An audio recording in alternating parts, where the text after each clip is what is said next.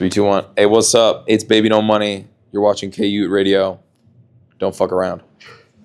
BBno Money? Who the fuck do you think you are? Bitch, I'm him.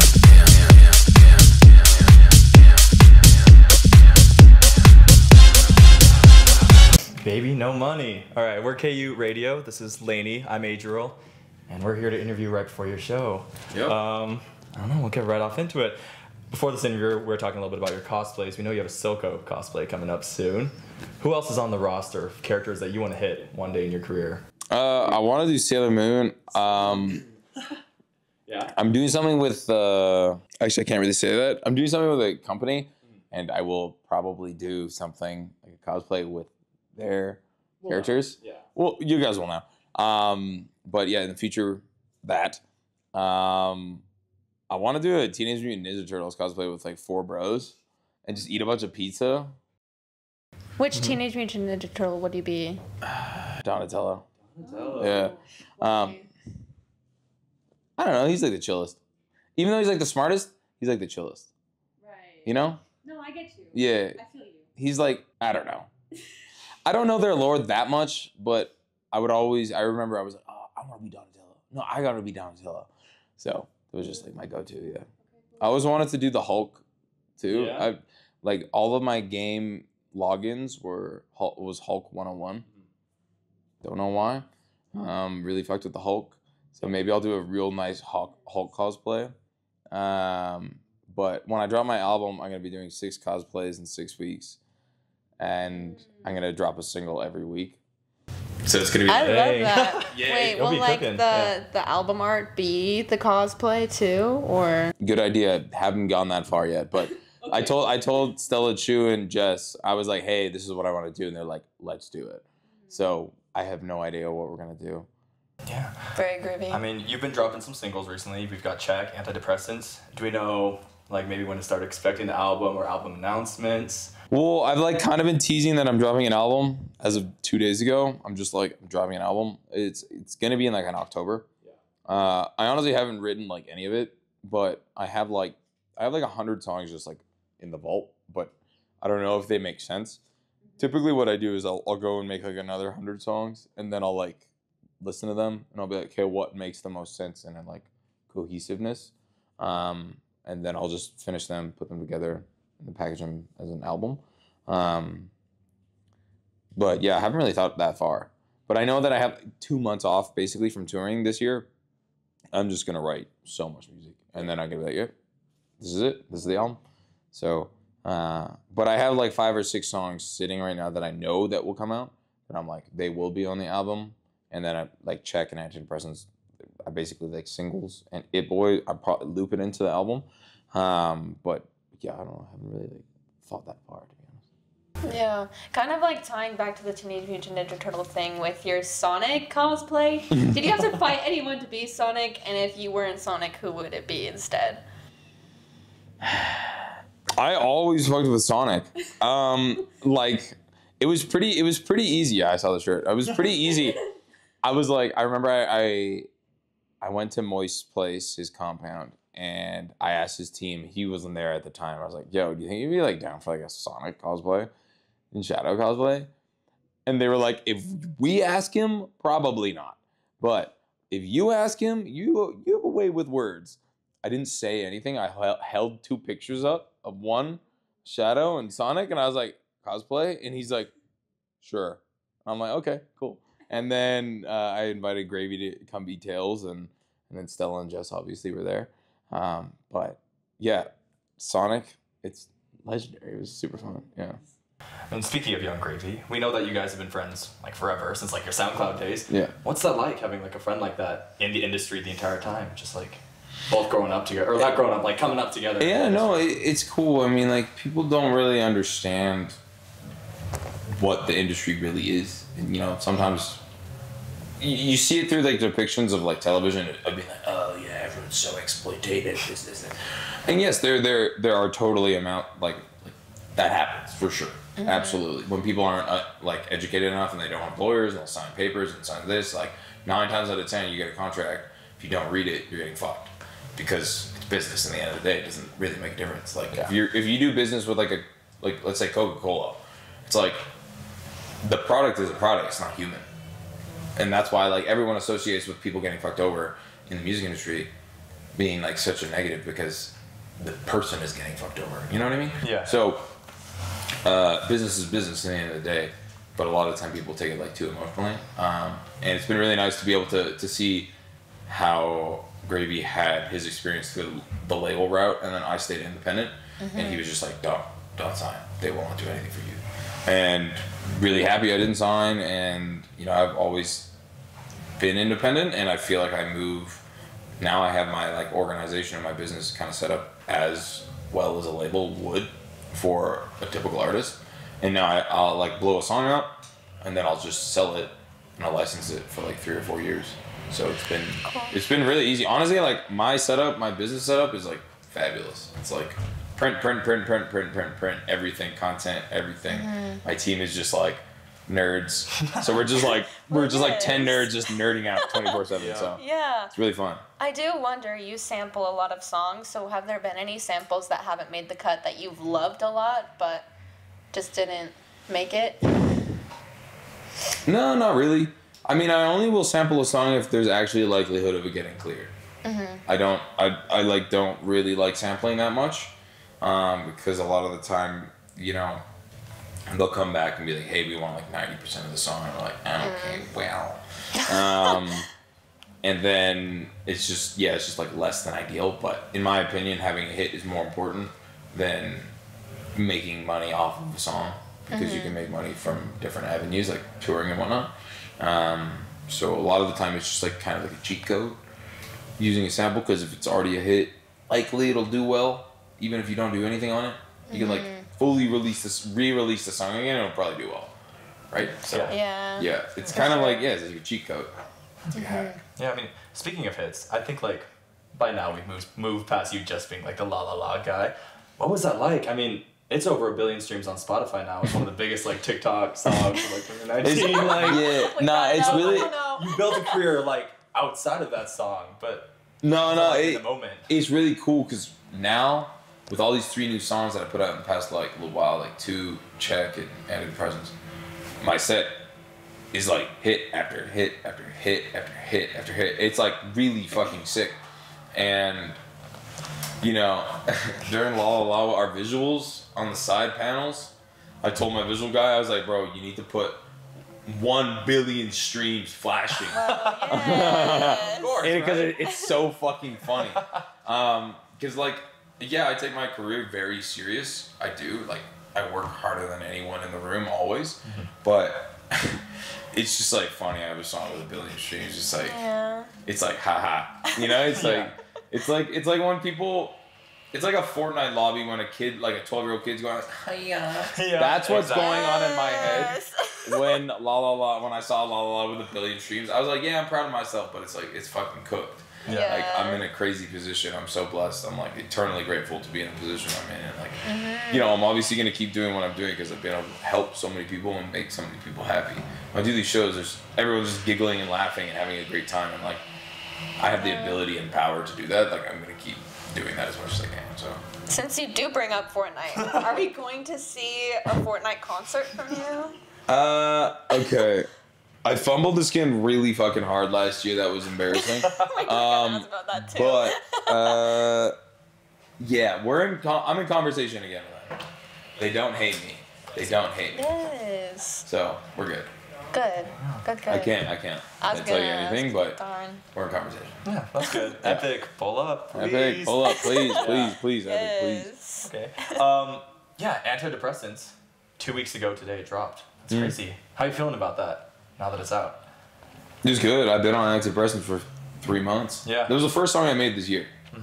And I was like pretty worried about going into the studio because I was like, I don't know if I'm gonna be able to make a good song because I historically was writing music off of my anxiety and I'm like way less anxious than I've ever been. So I was like, let's see what happens. And I just slammed like a Rain energy drink right before I went in the booth, and that was the first thing that came out of my mouth. And the producer was like, yo, that's fire. And I'm like, all right, let's finish the song. That was it. Like, Yeah. So I was like, okay, cool. There you go. I mean, you've been so open about like you starting on antidepressants and stuff, and also just putting out the song. I think, what was that like? Do you think like destigmatizing like medication and like mental health and stuff, and not like promoting like over medication, but saying like, hey, I'm on antidepressants. That's okay. It's lit as fuck. Like, how's that? See, so I like genetically have well, my brain just turned off. I genetically have like cold sores on my lips, and I grew up having them. And my mom, she was like, "Hey, take this pill. It's called Valcyclovir." And I remember when I took it, I was like, "Oh, like pharmaceuticals work," because I would like deal with it. I would be like scratching when I was like 6. I was like, itchy, and then I started taking them, and I'm like, "Oh, it's gone." And I was like, I've never, and I broke my back as well, and I was prescribed this medication called Lyrica, and I felt like a fucking alien on it. I did not feel good. I did not feel inside my body. It was really bad side effects. So I was like kind of underappreciating pharmaceuticals of what they could actually do. And then I was going through a real rough period last year, and I decided to take antidepressants because I was just like, you know what? I've done like enough therapy this year to probably last me for the next 10 years. And I like know really where I'm at mentally and personally. And I was just like, I don't understand why I've been crying for the past 3 months every single day. So I was like, my life is too fucking good. Like I have everything I want in my life, and I'm like kind of lost. And I started taking this shit, and it just took the edge off completely. And I was like, more people need to know about this. Like it's a G code. I don't know if I'm gonna be on it for the rest of my life, because now I know that this is like a level of happiness that I can achieve, and I know that I can be here. That it's, yeah, it might be like an imbalance in your brain, but at the same time, it's just like, if you know that you can be this stable and this happy, and you can reset your patterns and reset your thinking patterns, then you should be able to manually do that when you're not on them too. So I'm probably gonna wean off them over the next like couple months here, but yeah, great learning experience. Like I really take my mental health very seriously. I don't really drink anymore. I don't really like party. Okay, occasionally do acid and mushrooms, but like, yeah, I really like try to be as healthy as I possibly can, and I was blown away with the effectiveness on antidepressants. And I've studied kinesiology, so I know a lot about health as well. And I studied them before I took them, and they are completely harmless, like genuinely harmless. As long as you taper off them. If you don't, you might be fucking them up. But otherwise, yeah, medicate responsibly. Yes. Yes. Period. Yeah. Yeah. I mean, okay, talking about kind of like this vulnerability as an artist, you have a couple songs that are kind of a very different vibe than most of your discography, like Meant to Be and Help Herself. They feel intimate. I would say like a lot of your brand is based off of just having fun, you know? And I feel like those bring a more like deeper emotion. What was that like, kind of like, specifically with Meant to Be, dropping a song like that to the fans? I mean, occasionally I'll drop it. My fans like really like it. I didn't promote it at all, and it's definitely like, it does better than most of the songs that I promote heavily. So if that's the avenue that people like my music, then sure. But I don't really like exclusively making sad boy music. It's like not fun. Yeah. I'd rather be in the studio saying dumb shit with my boys, taking my shirt off, having fun, than being like, how sad could we get with this next little boys? So there's levels to it. Obviously, I was going through my rough period, and I just made a breakup song, and quite frankly, I was like fully crying in the studio, and I remember the guys being like, really? Like, you're really crying? But I was gonna cancel that session because I was going through it that day, and they were like, dude, nah, pull up. And I was like, okay, whatever, let's make a sad song. And then we made that song, and I would say like artists around my level, no one really puts music out very fast. They'll like make a bunch of songs, hold on to it kind of thing. And I put that song out in like a week and a half. And they were like, yo, this is the fastest I've ever seen anyone put a song out at your level. And it's like, they were like, this reminds me of like SoundCloud days when you just upload a song, not get a shit, and just push it out. And then it did great. And it's honestly like, you guys gonna stay and watch the show? Yes. Yeah, cool. It's like one of the loudest songs of the night. Meant to be. Really? Yeah, people really sing that shit. They really like that song. It's cool. I'm glad. That's cool. Yeah. Speaking of your show, in most of your music videos and in all your concerts, you've got these crazy ass fits. Is there someone that has kind of like inspired your kind of like fashion throughout like your career, or is it just kind of like this is all original, this is coming from your mind? Like, I mean, I don't make my outfits, Sure. but I like put my outfits together. I guess, and that makes sense. Like, I won't wear anything if I don't like it. I won't buy anything if I don't like it. I grew up in a household where it was like very like free to express who you are, and my mom, she never really bought us clothing, but she would give us like a little of like $20 a month for an allowance. So I would go buy like, I'd save up and go buy my own clothing at the thrift shop, stuff like that. So I ended up like just only buying things that I really wanted to actually wear. So I just wear things that I like. And that's it. I like nothing really fully inspired me. I would say like my favorite clothing brand is Marnie. Marnie, yeah. But I like, it's playful, it's fun, it's colorful, it's unique, but it's still sleek, if that makes sense. I don't really like a Scandinavian outfit, like a Scandinavian wear. It's very like monochromatic and like simple. But yeah, I've always just been one to wear loud, and I like it. It makes me feel confident. Yeah, and it works. Yeah, works and on it works. stage, It works. Yeah. Yeah, it works. So it's like, fuck it, who cares? Yeah. There you Yeah, kind of Yeah. tying into like the stage presence. What is your favorite song to perform? Because you were kind of talking about how the crowd reacts to "Meant to Be." I mean, that song's like not fun to perform, but like people sing it. Yeah. I mean, dude, honestly, there's so many songs now on my set list that are just like insane. Antidepressants feels really good live. It's really hype. That It Boy, check. 2. La La La kind of ass. So sorry we asked. No. Like, I have a drum and bass remix Yeah. to La La La at the very end of it, and it's definitely the hypest part of the night. There's no question. Like my show is basically like stand-up comedy with like EDM. Okay. That's basically what my show is. Yes. It's like a rave. Yeah. And same with Jungle Bobby. Jungle Bobby, he's opening for me, and his music is very inspired from like it's like Eurotech. It's like almost in line with like Dutch music. It's very fast, very fun, very playful. So yeah, it's like a rave. No one's probably Yes. fully expecting a rave, but they're getting a rave. We're getting a rave. That's amazing. Hey, I'm excited. I'm Then. stoked. Yeah.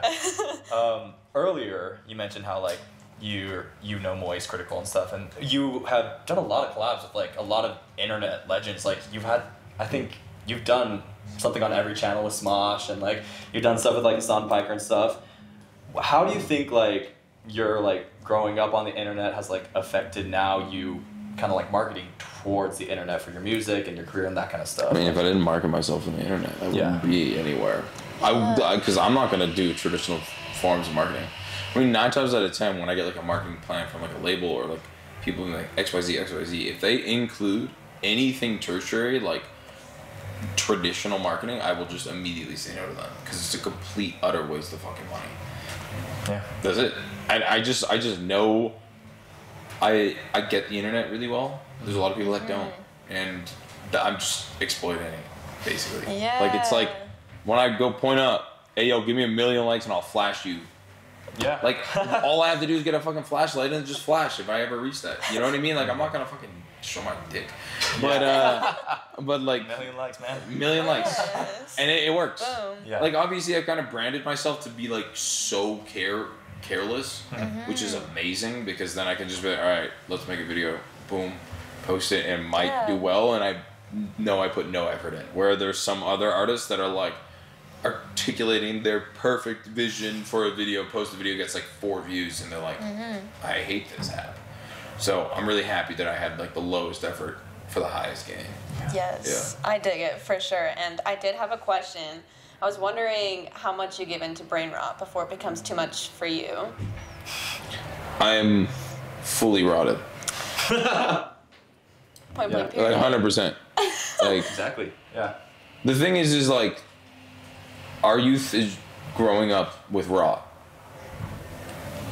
What difference does it make? Everyone's going to be rotted. True. If what are you trying to do? Like not be rotted? Cool. You're gonna be like an odd one out. You're gonna be a fucking geezer. Yep. There you go. It's cool because I go and make content with like 20-year-olds, like the anime men, and I just fit in with them perfectly. Yeah. And they're all cooked, and I'm fried, and it's perfect. It's like it's interesting because it's like, yeah, I don't really, when I hang out with people my age, and you know, my friends are lawyers, my friends are doctors and shit like that, and it's like I hang out with them sometimes. Yeah, we don't really see eye to eye on a lot of things, but at the same time, it's like we can still get down. Yeah. But it's not like I'm being Canadian. Like the political system isn't as prevalent in conversation, just fundamentally because it's not as fucked. It's fucked, but it's not like, yeah. It's a meme out here for sure. But like that's what I'm talking about. Like memes are what everyone talks about, and because the political system out here is a fucking meme. Obviously, you're going to talk about it. Like Donald Trump is posting AI videos of him eating cheeseburgers on his main account. It's a meme. It's Like a meme. what? So, yeah, it's like it's just I don't know. Sometimes conversations don't flow as well, but at the same time, I feel like I'm a relatively decent conversationalist, and I did study and get post-secondary. So did you move on at all with kinesthesiology, or did you kind of just I was and working move at a to music? chiropractic clinic, Okay. and then my music took off a lot, and then I was like, okay, well, I'd be an idiot to not do this kind of thing. So True. but eventually I want to go back. I want to get a doctorate. I don't know what, but why not? Oh, cool. Yeah. Yeah, I mean, I think you wanted to be a professional swimmer for a while, right? Yeah. Before you broke your back. Have you been able to kind of like get back into that at all? Would you ever like start swimming again, or is it just kind of like Swimming is you found other really passions? like it's nasty. It's Yeah. one of those sports. It's just like lonely because your head is in the water and you're just breathing and you listen to your thoughts. It's like a very weird. It's very interesting because it's like you would be swimming for an hour and a half and you just be chilling by yourself, basically. Yeah, I think this is kind of going back to like what we were just talking about with the internet, but I think you kind of just accepting that like memification or just like the funny shit about that. I think that's what's like helped so much like build a fan base. I mean, like I was nervous for this interview at the start, and then I was like, man, he's got a Gojo cosplay like on his main Instagram. Like we understand this guy. Yeah. Like it's, I think, yeah. So it's what was it like when like TikTok got banned and stuff? What were you thinking, I guess, in that? Because I know you have presence on other social medias, but I know TikTok was a huge part of your career. I was like, in the time I was kind of pissed because I was like, all right, out of all the time that TikTok gets banned, one of my songs is taking off right now. Are you fucking kidding me? And then I was like, it's not gonna get banned. Yeah, I know Trump's gonna come back and be like, I saved it. Yeah. Everywhere. Yeah. But yeah, in the moment I was like, you know what? Everyone's just gonna go to Instagram. But then everyone went to Redbook, Yeah. which is funny because I was already on Redbook for 4 years beforehand. Because you have a huge Chinese following, Yeah. right? Yeah. So it was just like funny because everyone hit me up, like everyone. Like, even like Hassan, he was just like, yo, why the fuck is everyone on like on Redbook before me? Like blah blah blah blah blah blah. Like why? People were hitting me up and like, dude, how long have you been posting on this shit? Like why is your content different? Like why are you speaking Chinese on this?